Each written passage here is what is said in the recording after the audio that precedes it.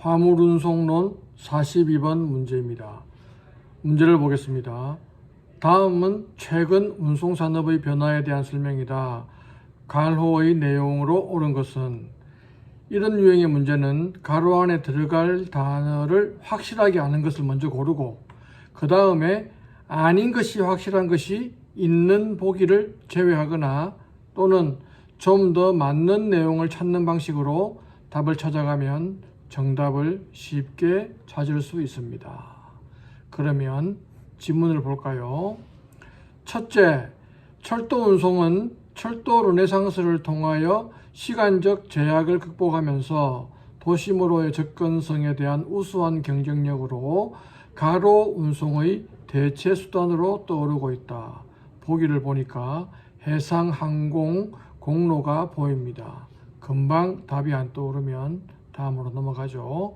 둘째, 운송수단의 대형화, 신속화 추세에 따라 가로 간의 경쟁이 심화되면서 가로의 수는 줄어들고 그 기능이 복합화되어가는 새로운 지역 경제 협력 시대를 열고 있다. 보기를 보니까 경로, 운송 방식, 거점. 이것도 넘어갑시다. 셋째, 기후변화와 관련된 운송수단의 갈호 기술 혁신은 조선업의 새로운 부흥 시대를 열고 있다.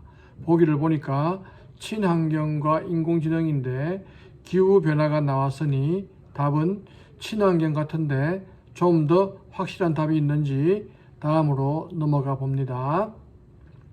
넷째, 미국과 중국 간의 정치적 갈등은 글로벌 공급망의 재편과 관련하여 최저 생산비보다 갈호 공급망을 중시하는 방향으로 협업적 관계를 강조하고 있다. 보기를 보니까 효율적인, 안정적인 두 개가 있군요.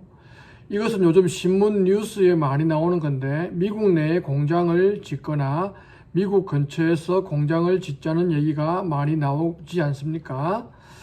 중국과 문제가 생겨서 공급망에 교란이 오면 값싸고 효율적인 것보다는 안정적으로 제품을 공급받는 것이 중요하다고 해서 아웃소싱의 반대 개념으로 인소싱, 즉 미국 안에서 제품을 공급하자는 것이죠. 또 미국에서 제품을 만들면 너무 가격이 올라가니까 미국 근처 국가에서 제품을 생산하자는 니어 소싱이라는 개념이 등장하고 있습니다. 이것은 모두 안정적인 공급망을 만들기 위한 것입니다. 가격, 효율보다는 안정이라는 거죠. 그러면 맨 뒤에 안정적인이 있는 것은 2번과 4번이고 그 바로 앞이 친환경인 것은 4번입니다. 탄소 배출을 적게 하는 선박을 만드는 얘기가 요즘 많이 나오는데 이건 친환경 조선 기술이죠. 그러면 나머지도 맞는지 한번 보면 첫째 지문을 보니 철도 르네상스라는 말이 나오는데 이것은 철도 부흥 또는 철도 붐 이런 정도로 해석을 하면 될 것 같습니다.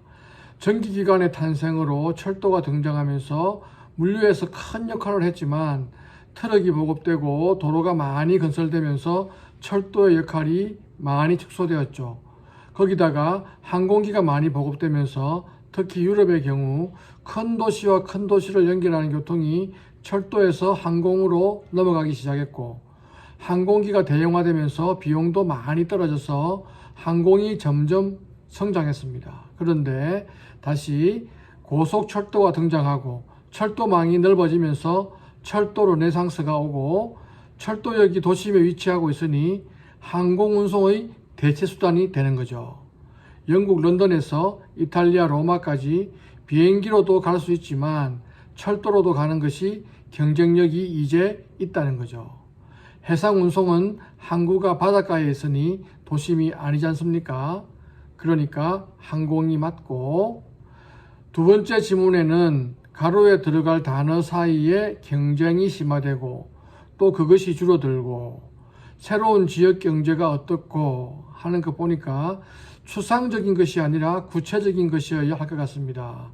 보기를 보니 거점이 가장 적합한 것 같고 또 거점을 가로 안에 넣어보면 다 말이 됩니다. 운송수단이 대형화, 신속화되면 거점을 줄여 나갈 수 있죠. 예를 들면 KTX 열차가 등장하면 많은 역을 정차하는 것이 아니라 큰 역만 정차하고 중간에 있는 작은 역은 새마을호, 무궁화호로 환승해서 가게 하므로 거점을 줄여 나간다고 볼 수 있습니다. 그러므로 답은 4번이 되겠습니다.